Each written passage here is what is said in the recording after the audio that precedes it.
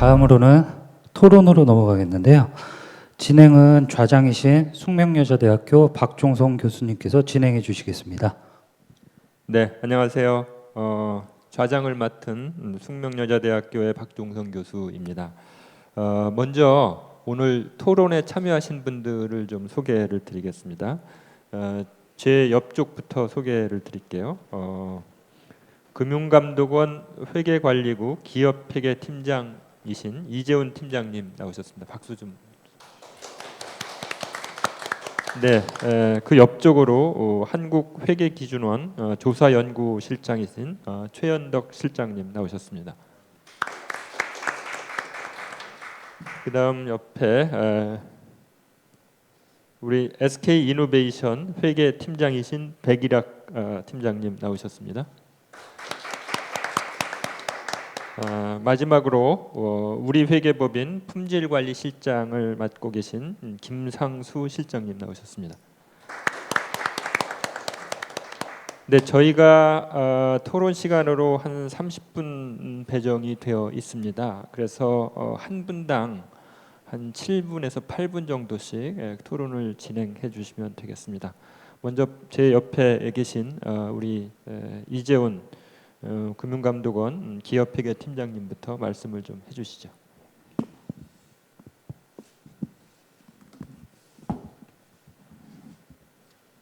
네, 안녕하세요. 금융감독원 회계관리국의 이재훈 팀장입니다. 오늘 먼저 발표해 주신 박종성 교수님과 여러 회계사님들 고생 많으셨습니다. KIFRS 실무 사례와 해설집은 항공의 회계연구위원회가 15년부터 발간하고 있는데 오늘은 그 10번째 주제인 걸로 알고 있고요. 그리고 4개의 기준서, 재무제표 표시, 현금흐름표, 중간 재무보고, 매각 예정 비유동자산과 중단 영업에 대한 실무 사례와 해설집을 준비해 주셨습니다. 그동안 한국공인회계사의 회계연구위원회가 발간한 KIFRS 실무 사례와 해설집이 공인회계사 업무에 많은 도움을 준 걸로 알고 있습니다.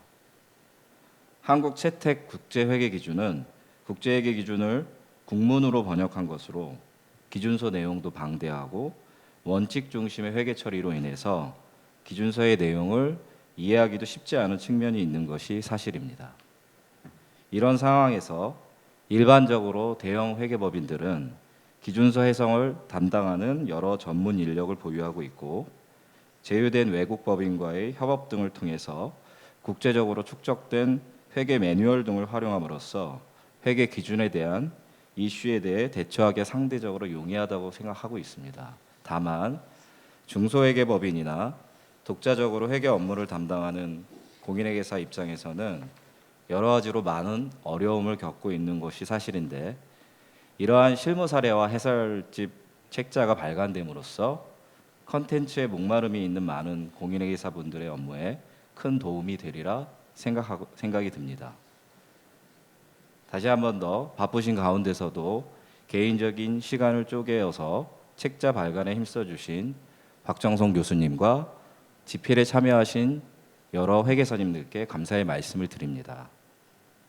한 가지 첨언 드릴 것은 동실무사례 연구보고서는 회계 업무 수행에 도움을 주고자 하는 가이드라인에 해당합니다. 그래서 실제로 감사 업무 등을 수행하실 때에는 이 가이드라인을 참고하시되 관련 기업회계 기준서를 면밀히 검토하셔야 하고 기업이 직면한 회계 이슈에 대해서 모든 사실과 상황을 고려하여 기업회계 기준에 적합한 회계 처리를 하였는지를 살펴봐야 한다는 점을 다시 한번 강조드리고 싶습니다. 이번에 발간한 해설집도 관련 기준서의 내용과 사례들을 이용자 관점에서 알기 쉽게 이해할 수 있도록 일목요연하게 잘 정리해 주신 것 같습니다. 저희 금융감독원도 지난해부터 현장에서 원칙 중심인 IFRS를 적용하는 데 도움을 주고 유사한 회계 오류 발생을 사전에 방지하기 위해서 감리 지적 사례와 지리외신 사례를 이용자들이 알기 쉽게 사례화해서 시사점 등 내용을 보완하여 발표한 바 있고 앞으로도 더 많은 과거 사례를 보완하여 제공할 예정입니다.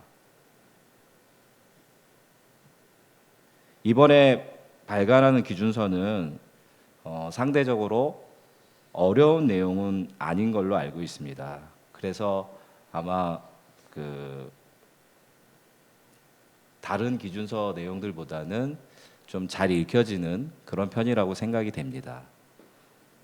하지만 실무 적용 과정에서 사실 어려운 여러 가지 다른 이슈에 집중을 많이 하시다 보니까 이런 오늘 발표하신 기본적인 내용들에 대해서 간혹 간과되는 측면이 있는 것 같습니다. 그래서 저희 오늘 발표하신 기준서 내용과 관련해서 몇 가지 감리 지적 사례를 간단하게 소개해 드리도록 하겠습니다. 이 내용은 지난해 연말에 저희가 감리 지적 사례 좀 추가해서 공개를 해드린 적이 있는데요. 회계 포털 내용에서도 확인이 가능하신 내용입니다. 첫 번째는 조기상환 청구권이 부여된 전환사채 등의 유동성 분류 오류와 관련된 감리 지적 사례입니다. 전환사채 등 발행 시 만기만을 고려하여 재무제표에 표시하고 조기상환 청구권 부여 등 여타 조건에 대해서는 미처 고려하지 못해서 발생한 오류로 볼 수 있습니다. 사실 매우 간단하고 기본적인 사항임에도 여러 회사 및 감사인들이 자주 놓치고 계신 사항으로 보이고요. 계약서나 약정서 등에서 열거하고 있는 조건들을 꼼꼼하게 점검하는 것이 필요하다고 생각합니다.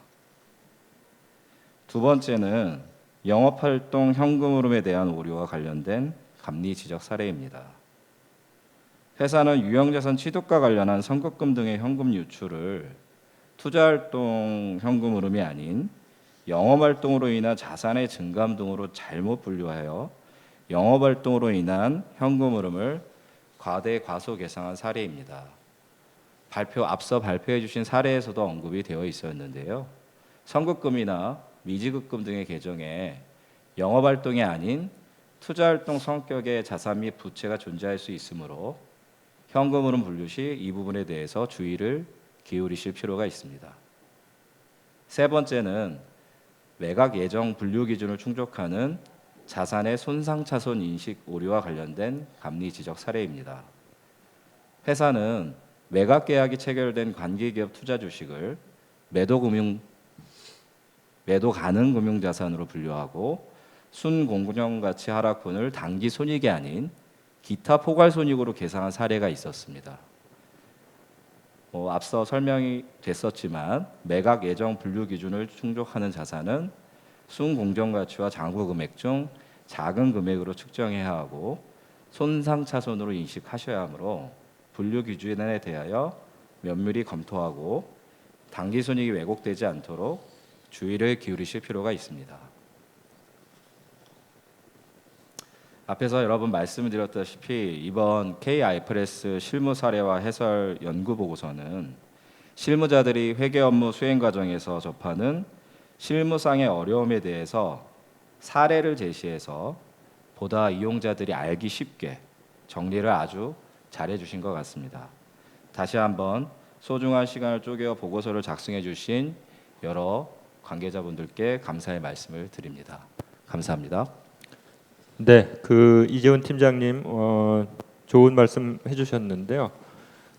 이제 저희가 앞으로 발간하게 될 보고서는 가이드라인으로 참조만 해야 될 뿐, 모든 사실과 상황에 비추어서 기업 회계 기준에 맞게 회계 처리했는지 이거를 감사인이나 회사 입장에서 다시 한번 좀 확인해야 될 필요가 있다라는 말씀 해주셨고요. 그 다음에 오늘 발표된 주제와 관련된 감리 지적 사례들을 간략하게 소개를 해주셨습니다. 네, 다음은 우리 최현덕 실장님 말씀해 주시죠. 네, 안녕하십니까. 한국회계기준원의 최현덕입니다. 먼저 K-IFRS 실무 사례와 해설 시리즈 10번째 연구 결과물을 마주 보면서 15년부터 시작된 항공의 연구회의 꾸준한 노력의 경의를 먼저 표하고자 합니다. 또한 박종성 위원장님하고 오늘 발표해 주신 지필진의 노고에도 깊은 감사를 드립니다. 오늘 자료에는 약 100여 개의 사례를 담고 있습니다. 다양한 사례가 있는 만큼 실무에 많은 도움이 될 거라고 생각을 합니다. 이제 다만 그 위원장님께서 말씀하셨다시피 연구 보고서의 한계에서 연구 보고서에서 다루고 있는 사례의 회계 처리에 대한 결론은 향후 IASB 해석위원회 기준원 감독원에서 발표하는 의견 등에 따라 달라질 수 있다라고 나옵니다. 이 달라진다는 의미가 어류 수정으로 회계 처리해야 한다는 것인지 회계 정책 변경으로 회계 처리해야 한다는 것인지 조금은 그 주석으로라도 분명히 좀 해줘야 될 필요가 있지 않나 하는 생각이 듭니다. 사실 이제 오늘 그 발표 자료에 굉장히 많은 사례가 있긴 합니다만 사실 실무 사례는 기준원이 주요 업무 중 하나로 지류회신을 운영하고 있기 때문에 기준원에 많이 축적되어 있습니다. 그 IFRS를 전면 도입한 2011년 이후에 공식 지류회신 절차를 거친 100여 건의 사례가 있고요. 그리고 최근 5년 동안 수행해온 그 기준원 연구원의 개인적인 의견임을 전제로 한 신속 지류 회신이 7천여 건이 기준원에 있습니다. 그동안에 KIFRS 지류 회신 비공개 원칙에 따라서 홈페이지나 아니면 회계 편람 등에 공개하지 못했던 부분입니다. 이제 간간히 그동안에 심리실장 회의 등을 통해서 안건 자료 정도로 공개되다 보니까 이러한 회의에 참석하실 수 있는 감사인하고 이러한 회의에 참석하실 수 없는 감사인 간에 그리고 기업 실무진 간의 정보의 비대칭성이 상당히 컸었던 부분이 없잖아 있습니다. 회계기준원하고 방금 말씀해 주신 금감원도 그 작년 말부터에서는 비공개에서 공개로 스탠스를 변경하였습니다. 그래서 실무진의 정보 비대칭성을 해소하고 KIFRS 적용을 용이하도록 올해 말까지 그동안의 공식 지류 회신을 요약하여 모두 공개할 예정입니다. 현재 기준원 홈페이지상에 35건이 공개되어 있고요. 연말에 약 30건을 공개할 예정입니다. 그리고 또한 그 신속 지류 회신 7천여 건 중에서 실무에 도움이 될 만한 사례를 선별하여 제공할 예정입니다. 지금 한 500여 건 정도로 예상하고 있고요. 올해 말까지 한 100건 정도를 홈페이지에 공개할 예정입니다. 그리고 인적 물적 자원이 허락하는 한에서 최대한 빠른 시일 내에 선별된 사례 전부를 공개할 예정입니다.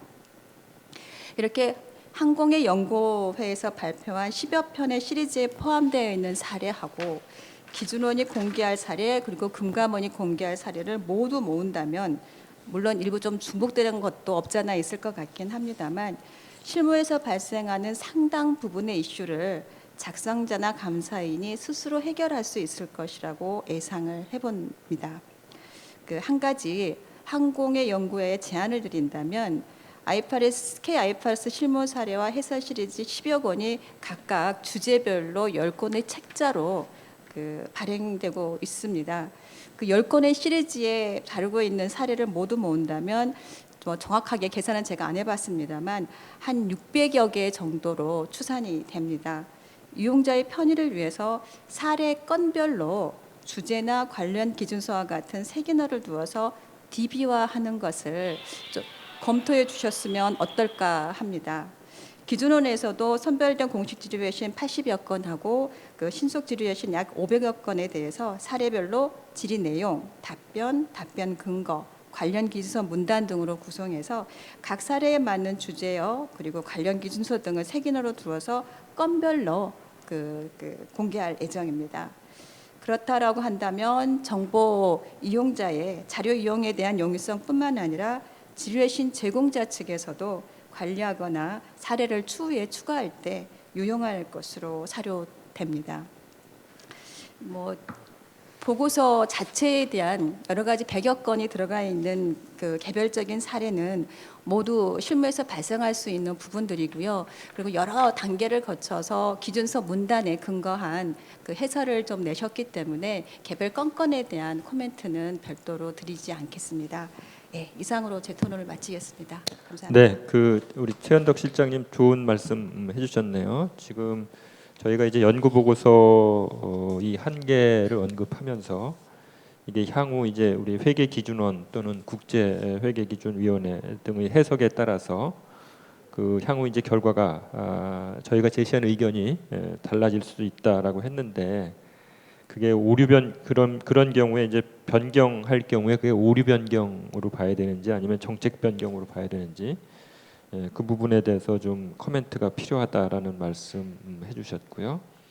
그 다음에 아까 이재훈 팀장님도 말씀하셨습니다만 이 감사인 간 또는 그 회사와 감사인 간의 어떤 정부 비대칭의 문제 이거를 해결하기 위해서 그동안 그 진행됐던 질의회신 이런 것들을 앞으로 계속 공개 예정이다라는 말씀을 해주셨고요. 그 다음에 또 저희 이 사례 발간과 관련해서 지금까지 발간된 그런 사례 이런 것들을 좀 DB화하면 이용자들이 쉽게 좀 찾아볼 수 있지 않겠느냐 그런 의견을 주셨습니다. 이 부분을 한번 그 DB화할 수 있는지 이 부분 한번 좀 고려를 해보도록 하겠습니다. 다음은 우리 SK 이노베이션의 그 백일학 회계팀장님 좀 의견 주시죠.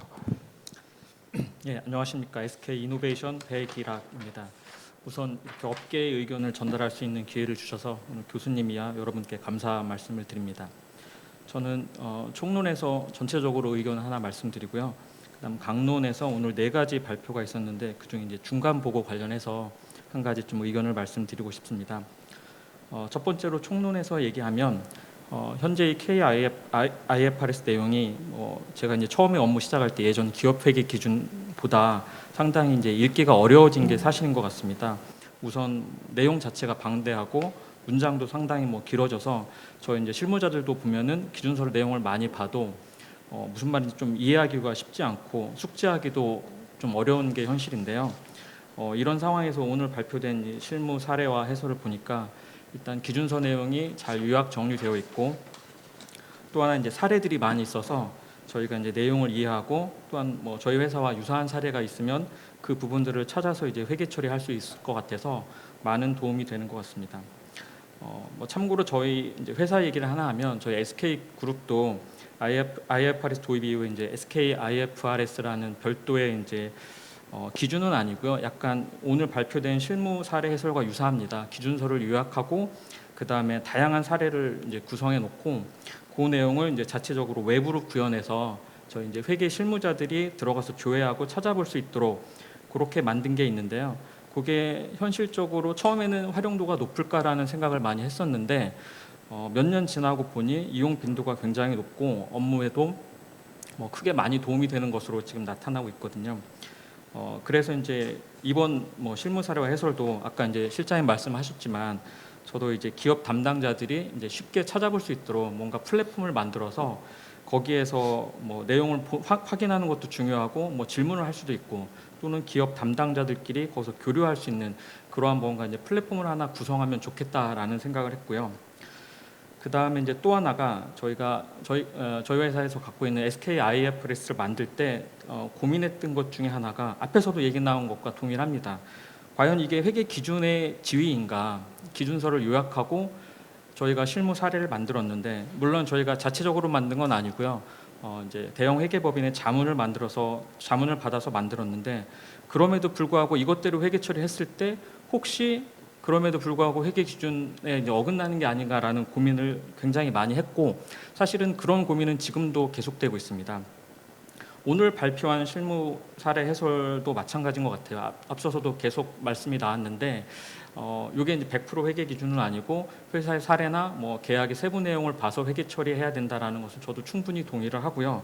하지만 이렇게 좀 공론화돼서 제정된 이런 그 실무 사례 해설과 100% 동일하진 않겠지만 유사한 사례라고 한다면 어느 정도 회계 기준과 유사한 지위를 인정받고 그거에 맞게 회계 처리한 회사의 그 회계 처리를 인정해 준다면 좀 회계 처리 안정성 측면에서 많은 도움이 되지 않을까라는 생각이 듭니다.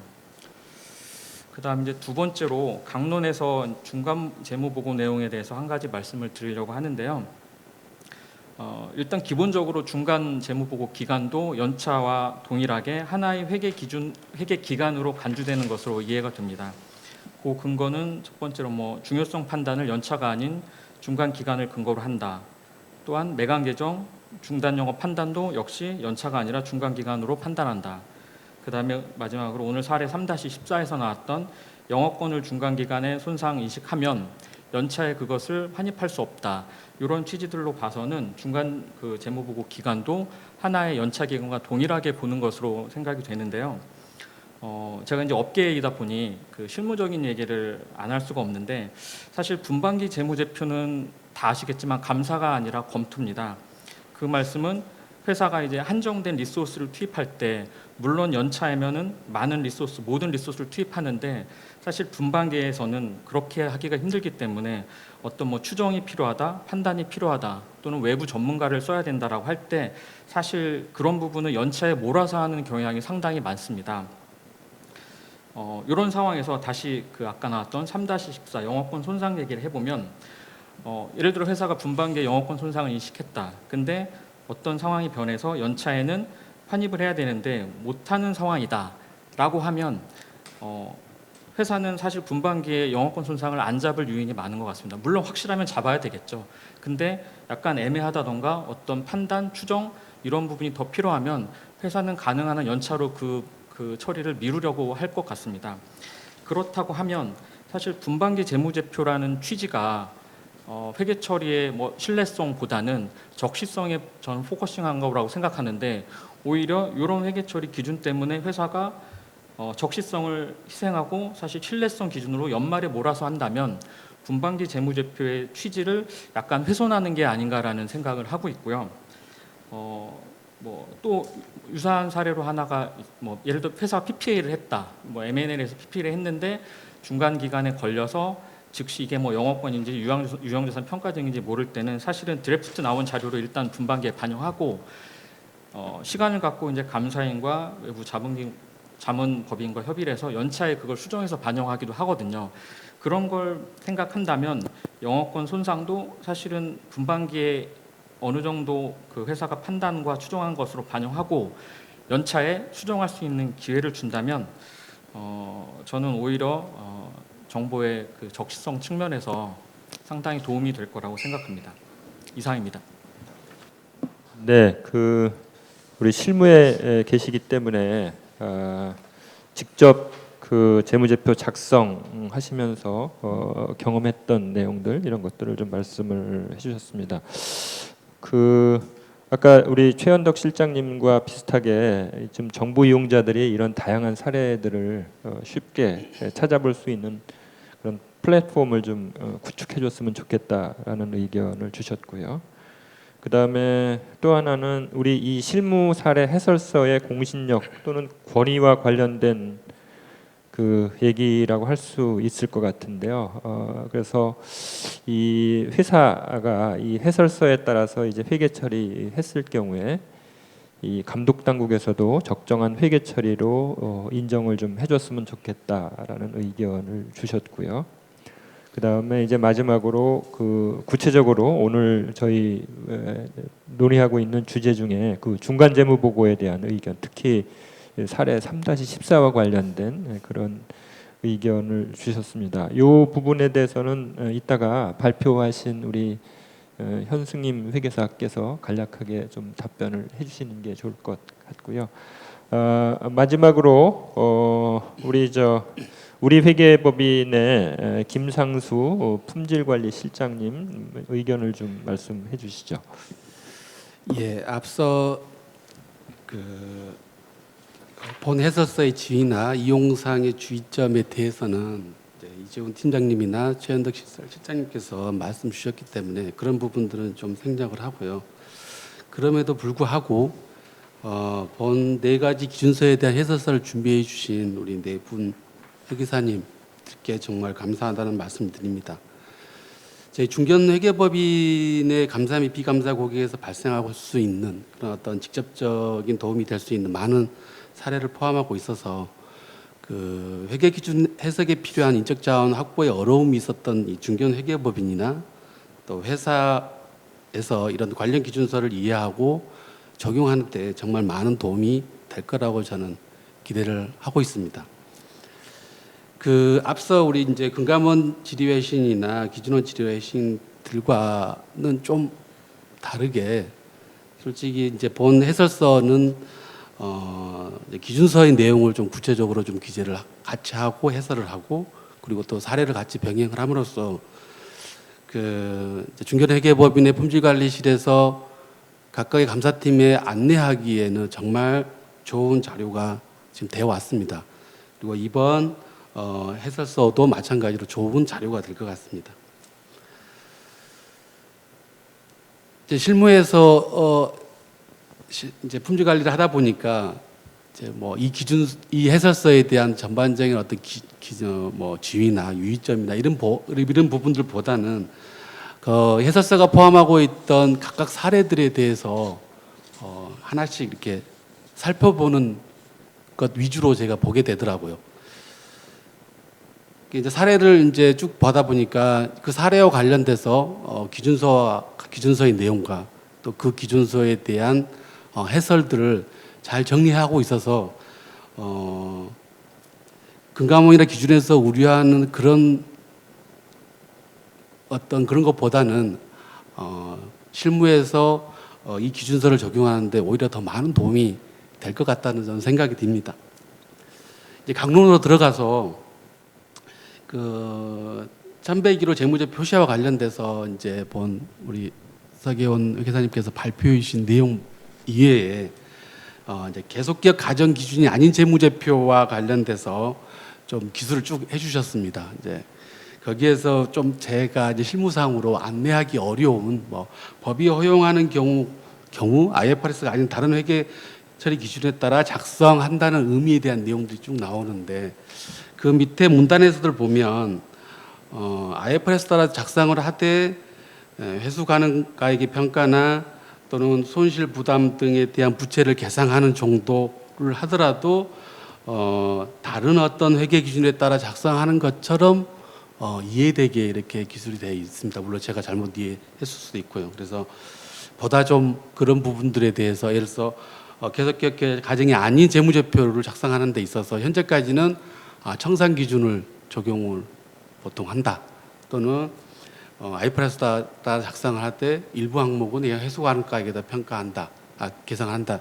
이 정도로 좀 이해하고 있었는데 지금 본 해설서는 그런 어떤 의문점에서 조금 더 이렇게 진보된 설명을 좀 해줬으면 좋겠다는 어떤 그런 바람이 드는 대목이었고요.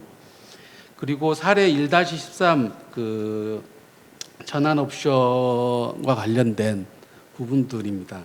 이제 아시다시피 작년 말에 금융감독원에서 2020년 중점감리 항목 그 사항 중에서 보유자가 전환 옵션을 언제라도 행사 가능한 전환 상품 등의 부채 요소 역시 유동으로 분류한다라고 이렇게 안내를 하고 있습니다. 그러다 보니까 이제 중견회계법인 같은 경우에는 이제 그 안내에 따라서 전환 옵션을 부채로 계상하는 경우에 원본 계약도 거기에 따라서 이제 유동으로 분류를 하라고 안내한 바가 있습니다. 이제 물론 현행 기준서 하에서는 이제 해설서에서 기술하는 내용들이 타당하고 또 개정 기준서에서도 그런 부분들을 좀 명확하게 하고 있지만 이제 문제는 감독 당국에서 그렇게 발표를 한 상황이기 때문에 2022년까지는 좀 현업에서 굉장한 좀 혼란이 야기되지 않을까라고 하는 그런 좀 우려가 되는 바입니다. 그리고 이제 1105호 매각의적 비유동자산 및 중단산업과 관련돼서는 그 뭐 사례 11과와 같이 재평가 모형을 적용하는 경우에 공정가치 변동에 대한 회계 처리 시 발생할 수 있는 실수들을 많이 좀 다시 한번 각성해 주는 좋은 사례라고 판단이 되고요. 다만 이제 사례에서 이제 실무적으로는 기말에 매각 예정 비유동 자산을 이제 분류를 하면서 재평가가 같이 이루어지는 경우가 대부분이거든요. 이제 그러다 보니까 좀 사례를 그런 것을 하나 더 개발을 해 주셨으면 어떨까라고 하는 것에 대해서 건의를 드립니다. 말씀해주신 종속기업의 지배력 상실과 관련돼서 연결회계 및 중단 영업 고려 등 실무적으로 되게 고민됐던 부분들에 대해서 명쾌한 해설을 주신 것 같아서 실무에 많은 도움이 될 것 같습니다. 현업에서 실질적으로 질의를 받고 답변을 드리는 사람 입장으로서 이제 이 해설서의 전반적인 어떤 부분보다는 아무래도 강론에 어떤 내용들이 포함되고 있는지 관심을 갖다 보다 보니까 이제 강론 위주로 말씀을 드렸고요. 다시 한번 이 해설서를 준비해 주신 네 분께 감사드립니다. 네, 김상수 실장님 감사합니다.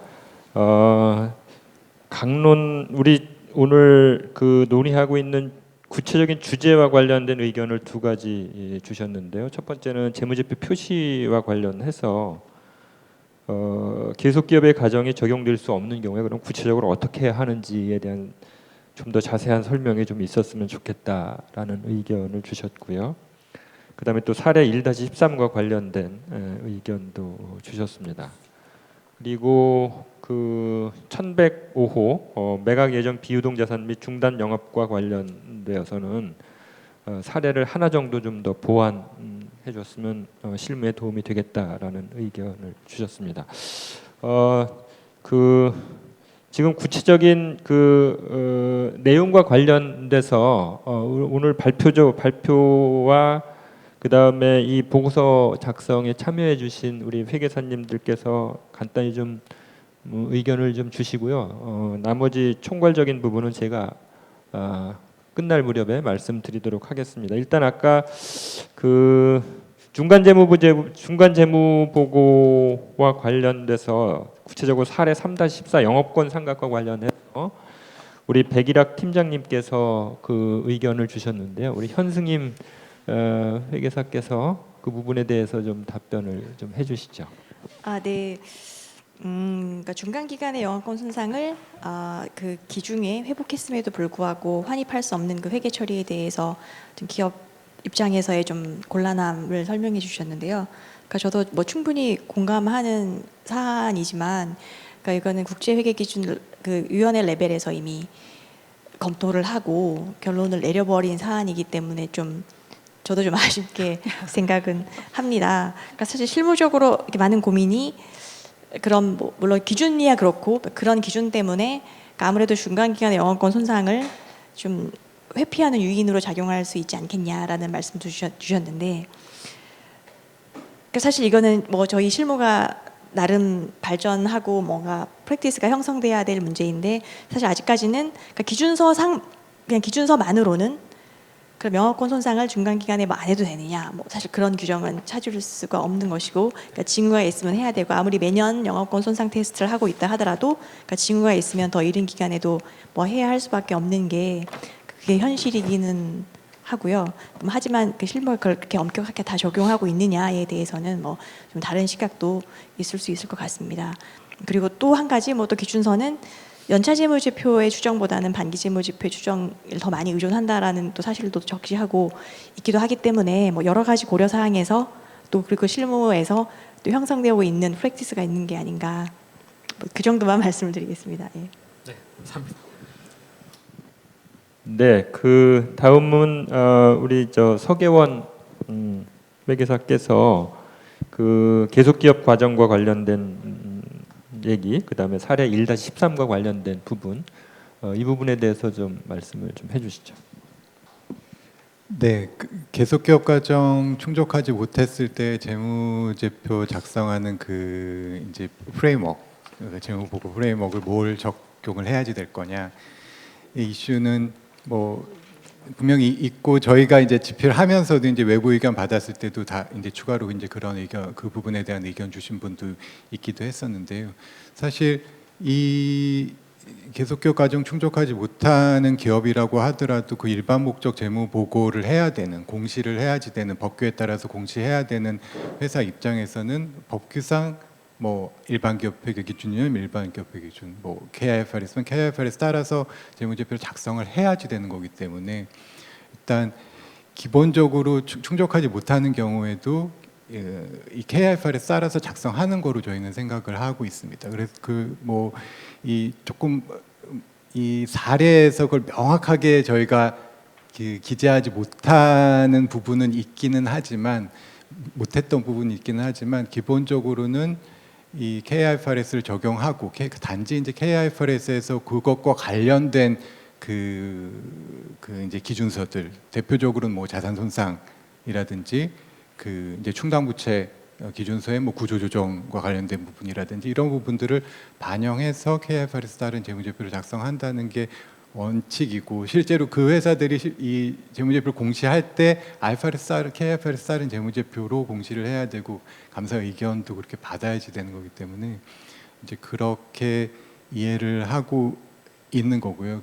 저도 뭐 이제 어떤 다른 법규에서 이제 다른 그 프레임워크에 따라서 재무제표를 작성할 수 있다고 하는 이제 구체적인 사례를 제가 아는 건 아니기 때문에 거기도 이제 그냥 이제 그 일반적인 내용으로만은 기재를 했었던 거고요.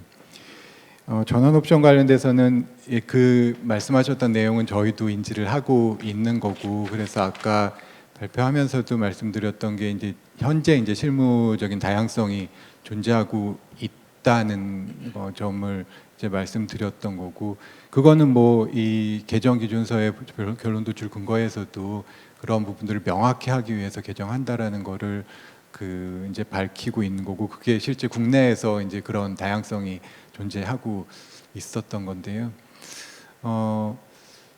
그 부분에 대해서는 저희가 뭐 공식적으로 어떤 감독원이라든지 이제 감독기관의 어떤 입장을 한쪽은 맞고 한쪽은 틀리다라는 입장으로 듣지는 못했었습니다. 물론 어떤 자료를 가지고 어떤 발표 내용을 가지고 이제 말씀하시는지는 저도 이제 그 자료를 보고 들었기 때문에 알고 있기는 하지만 이제 그런 부분들이 실제로 어떤 이 인포스가 됐었는지 이제 그렇게 됐었던 쪽은 제가 알기로는 없기 때문에 실무적 다양성이 개정 기준서 시행되기 전까지는 있다고 저희는 생각을 하고 있는데요. 그 부분은 이제 이 말씀하셨던 것처럼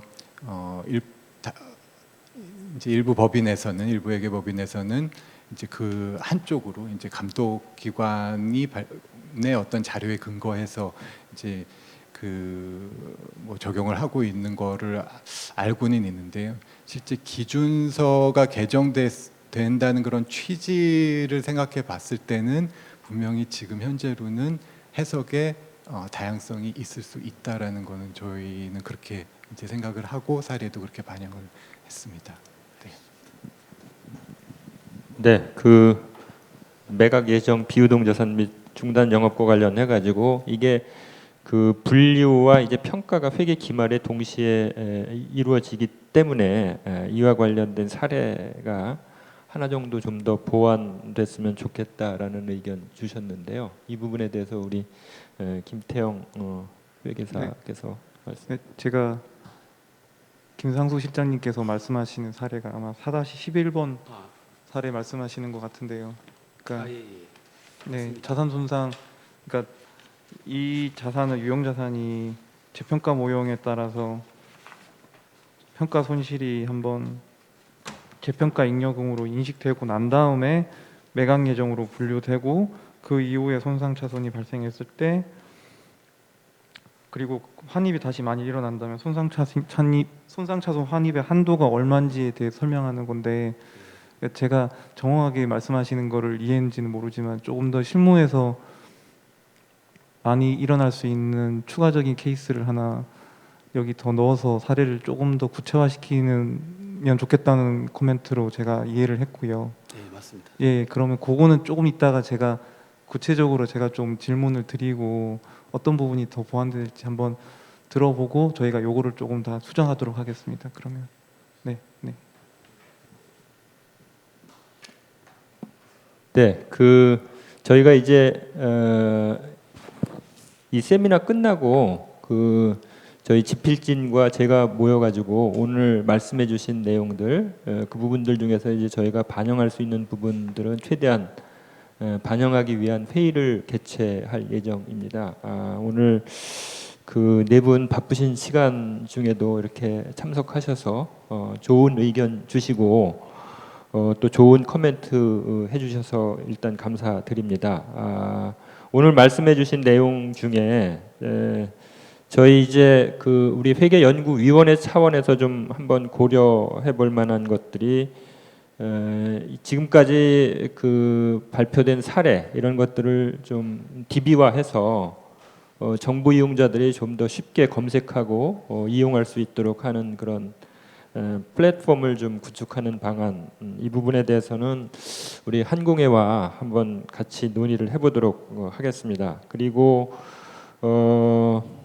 이게 만약에 이 회계 기준, 이 실무 해설서에 따라서 이제 회계 처리를 한 후에 나중에 국제회계기준위원회 또는 한국회계기준원의 해석이 이제 달라졌을 때 그 부분에 대한 처리를 그 부분에 대한 처리가 오류 수정이냐 회계정책 변경이냐 이 부분에 대해서도 저희가 좀 고민을 해보도록 하겠습니다.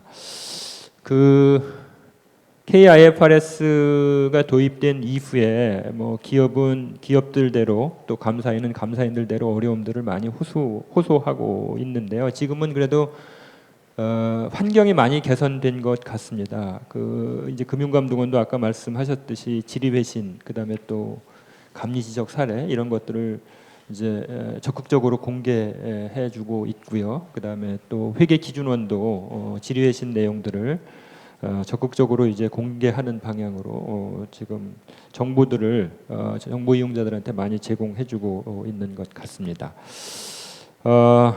우리 회계연구위원회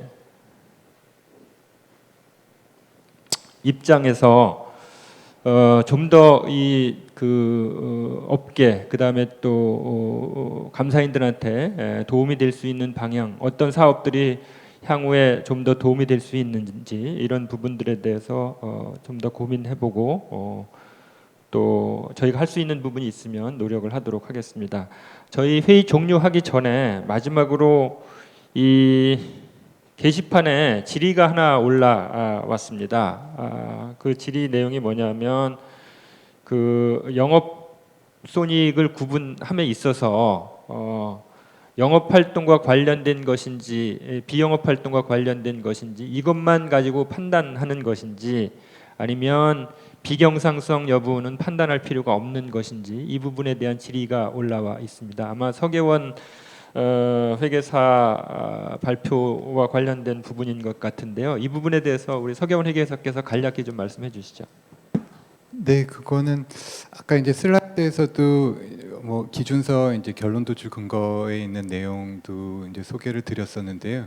그 비경상적이라든지 이제 뭐 금액이 뭐 유의적으로 크다든지 뭐 이런 걸 기준으로 영업손익, 영업의 손익을 분류하는 건 아니고, 그리고 아까 말씀드렸던 사례들 기준원의 질의 회신의 내용들을 보셨겠지만 뭐 이제 배부되지 않은 고정재정간접 원가, 특히 이번 뭐 코로나 사태로 뭐 이제 셧다운으로 인해 발생한 그런 고정재정 간접원가 같은 거는 분명히 비경상적인 사건이긴 하지만 이제 이 기준서 내용에 따라서 영업활동으로 분류하는, 그러니까 영업손익으로 분류하도록 이제 회신한 거를 보셔도 이제 비경상성이 어떤 영업손익이냐 영업의 손익이냐를 판단하는 근거는 아니라는 것을 확인하실 수 있을 것 같습니다.